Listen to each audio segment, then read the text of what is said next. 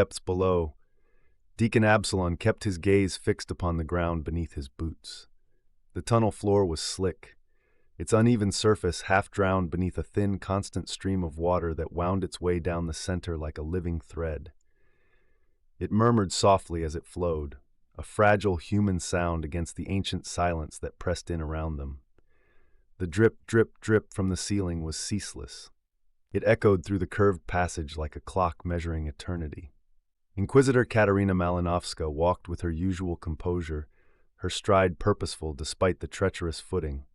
Even here, in the soaked detritus and grime, she carried herself with grace, her wide-brimmed hat casting long shadows across her pale features. She said nothing, her attention fixed upon the three Astartes who led the way ahead, their armored silhouettes luminous in the reflected light of the lumen globes. Behind her, techno-archaeologist Vane Kelev was her opposite in every way, muttering constantly under his breath, scratching hasty notes into his datapad, rummaging in his robe for sketches and samples. His muttering formed a continuous metallic counterpoint to the dripping water and the creak of power armor. Non-Euclidean vectoring on the curvature, fusion seams irregular, metallurgical matrix partially alive. He spoke as much to himself as to anyone else. His two servitors trudged in his wake, the first carrying a case of sample tools and survey lenses, the second a cogitator linked to its own brainstem. Deacon Absalom's own servitor followed dutifully at his side, a silent, faithful thing burdened with a reliquary box and a portable lectern strapped to its back. Now and then, its vox emitter stuttered through a line of scripture, half-sung, half-static. Light in darkness, voice in the void. The deacon tightened his grip on his staff, taking comfort in the familiar cadence. Behind them came the disciplined tread of the Gasthelms of the 2nd and 5th companies.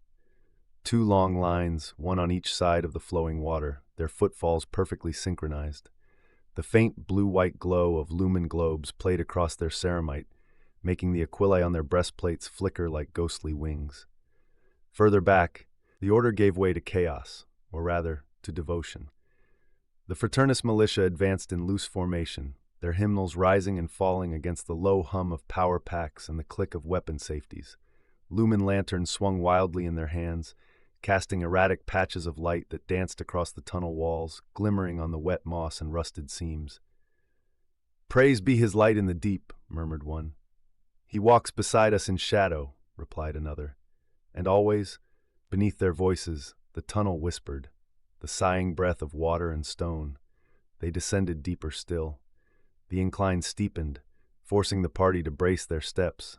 What had begun as shallow runoff now formed narrow rivulets, slipping down the slope and pooling briefly before spilling away into darkness. Servo skulls floated in tight formation ahead, their lumens sweeping in mechanical arcs across the walls. The light revealed layers of sediment and strange scoring, marks not made by human tools. Absalom slowed, his eyes narrowing. The smooth curvature of the tunnel gave way in places to angular breaks, as though it had been melted and reshaped long ago. Kelev was already scanning it, whispering to himself. "This is no imperial alloy. The resonance suggests something older, much older. It's singing. Can't you hear it?" None of the others answered. Behind them, the echoes of hymn and marching boots blended into the steady heartbeat of the descent. Above, the light of the world had long since vanished. Only the stream and the drip of unseen water guided them now. Godric's voice boomed through his dreadnought's vox emitter, filling the tunnel like thunder in a cathedral. These walls, left undressed, why? The question hung heavy in the recycled air. Runesmith Osric stepped closer to the nearest wall, his lumen casting broad arcs of light over the curved surface.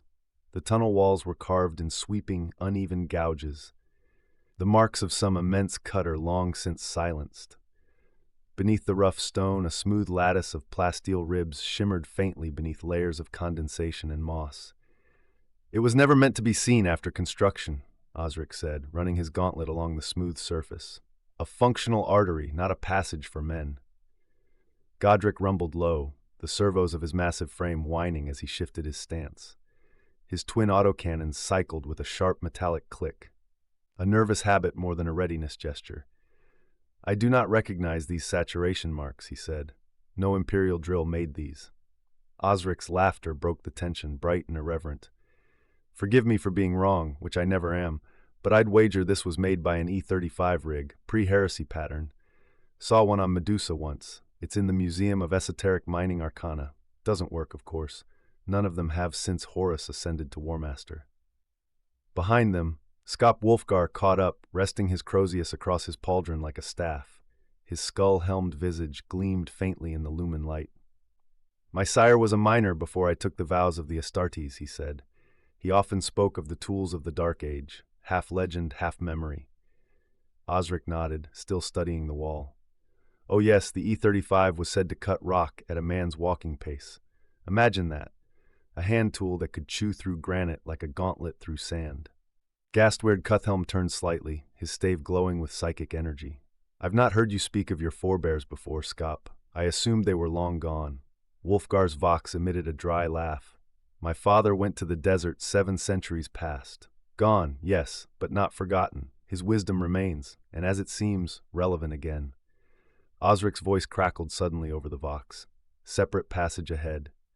The words made everyone slow their pace. Wulfgar nodded. "Then his lessons continue.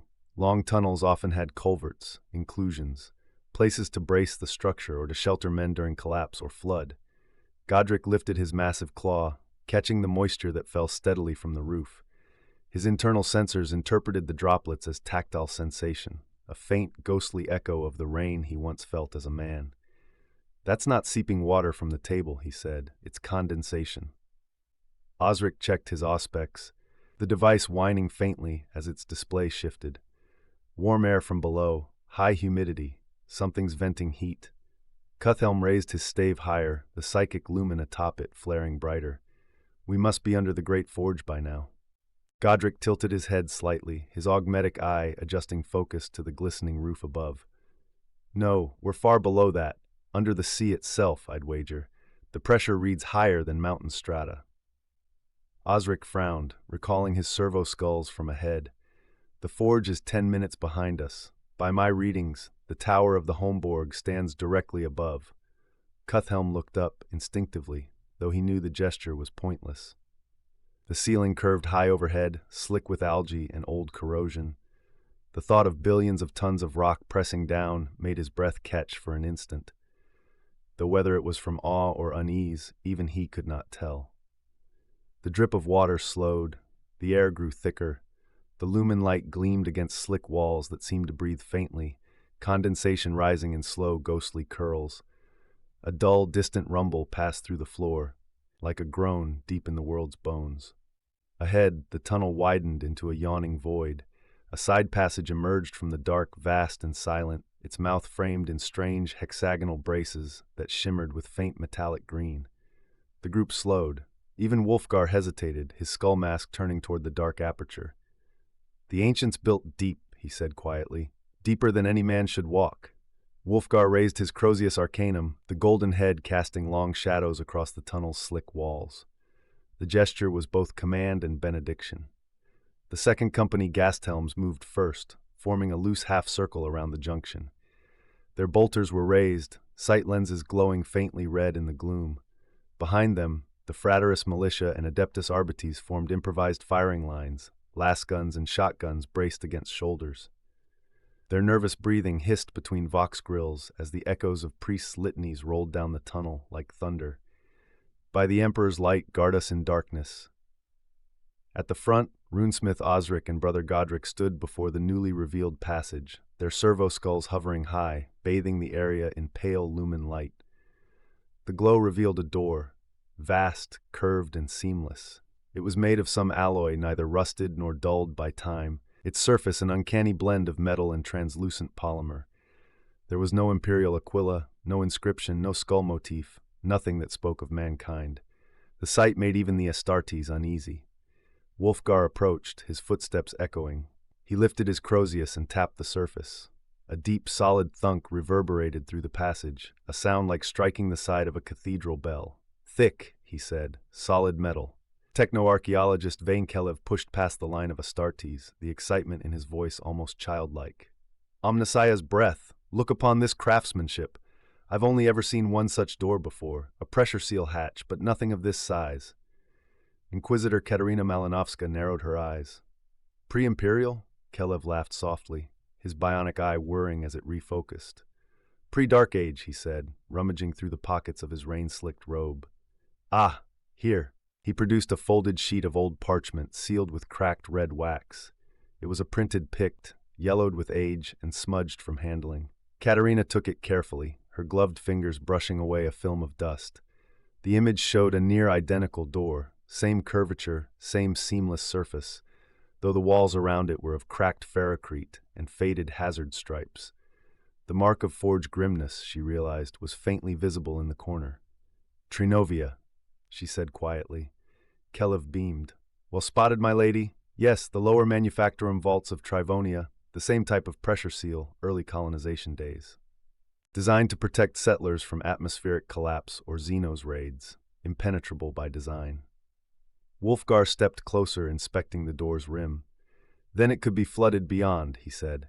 Godric raised his heavy axe and struck the surface with the haft. The clang echoed like a thunderclap, deep and resonant. The dreadnought paused. There is a void beyond, he said, voice rumbling low. Osric crossed his arms, tilting his head. Well, we aren't getting through it. Not even with your axe, brother. The techno-archaeologist chuckled, unbothered. Ah, but the ancients were never fools. They always built fail-safes. He gestured toward the wall beside the door. There should be a false panel. It will look like the surrounding brace, but there will be a handle or mechanism concealed within. Osric turned toward Godric with a grin.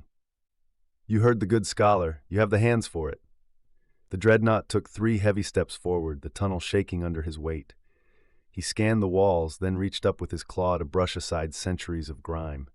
Beneath a corroded arch brace, he found a narrow indentation. He reached in. Click. A tremor passed under their boots. Dust fell from the ceiling. The sound of hidden gears grinding through stone rumbled deep below. Godric turned back to the massive door. Now let us see what secrets it hides. He pressed one great hand against the surface and pushed. The mechanism groaned, ancient seals sighing open. The door shifted, inch by inch, its joints glowing faintly with dull red light.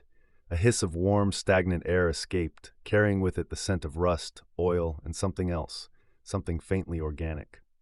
The lumen lights flickered. Wolfgar stepped forward, Crozius raised to enter, but Captain Toonbald was faster. The younger officer thrust an arm across the chaplain's chest and moved ahead. Careful, Lord, he said.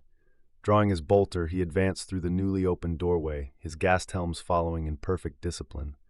Their lumen beams cut through the stale dark in sharp white shafts, scanning the interior with lines of light. After a tense few seconds, Toonbald's voice came over the vox. Clear. He lowered his weapon slightly and stepped further in, his eyes adjusting. Looks like a barracks of some sort, he said, the faint echo of his voice carrying into the hall beyond. Wolfgar entered next, followed by Osric and Cuthhelm, their armor's power cells humming softly. The chamber was immense, a long tunnel-shaped room that mirrored the passage outside. The vaulted ceiling arched high above, dripping condensation. Rows of rusted bunk frames lined the walls, each one a corroded skeleton of iron and wire. The remnants of mattresses hung in tatters, long reduced to fibrous husks. Collapsed desks of plasteel and rotten wood lay in heaps, their drawers scattered open. Boxes, held together only by the corroded tins inside, were clustered near the far wall. Inside, the remnants of organic compounds, dried, powdered food perhaps, had been consumed and replaced by clusters of bioluminescent fungi. The blue-green glow of the mushrooms pulsed faintly in the gloom. Osric crouched, running his gauntlet over a section of wall plating. An emergency bunker, he said simply. Wolfgar examined one of the bed frames, the metal warped and fused into the wall. Never used, he murmured. Just left to rot, forgotten. Cuthhelm had moved ahead to the far end, his psychic light casting long shadows. He pointed to a narrow side passage where a door hung ajar, its hinges long rusted through. Steps here, he called. Wolfgar and Osric joined him, peering into the passage. A spiral staircase wound upward into darkness, its steps slick with condensation. Osric's optical lens flickered as he scanned the structure. If I'm right, he said, that leads to the surface, an emergency ascent route, I'd wager it opens somewhere in the catacombs beneath the Holmborg itself. Wolfgar nodded slowly. He felt an inexplicable hollowness, an expectation unmet. He had imagined finding something ancient, perhaps divine. But this was merely another ruin. Techno-archaeologist Kelev entered at last, ducking through the hatch with his servitors close behind. His eyes took in the decayed bunks, the broken furniture, the fungal light. His face fell. "Oh," he sighed, "just a bunker." Outside, Deacon Absalon waited near the tunnel mouth, his earlier sense of purpose ebbing into weariness. The echo of the Astartes' movements reverberated faintly up the tunnel. His servo-skulls drifted closer, their dim lights forming a halo above his head. Inquisitor Katerina Malinovska knelt beside him, her tone wry. "You're getting too old for crawling through damp holes, Deacon." He managed a tired smile. "I honestly don't know why I came," he admitted. Katerina gave his shoulder a light, almost affectionate pat. "Because you're a frontier preacher who became a planetary shepherd," she said. "But the frontier never leaves a man. It only waits." Absalon regarded her for a moment, thoughtful. "A frontier of faith and dust, a far cry from your Order Hospitaller days." Katerina's hand brushed the inquisitorial seal that hung at her neck. Her expression turned faintly distant. "I don't think we choose our path," she said. "I think it's chosen for us." The words lingered as movement stirred inside the chamber. The Astartes emerged once more. Godric's massive form was first, the heavy sound of his treads reverberating through the water channel as he returned to the main passage. He adjusted his auspex array, muttering to himself as his servo-skulls soared ahead down the tunnel. "Tunnel continues downward," he rumbled. "No break in the walls, depth increasing." Wolfgar gave a single nod. "Then we go on."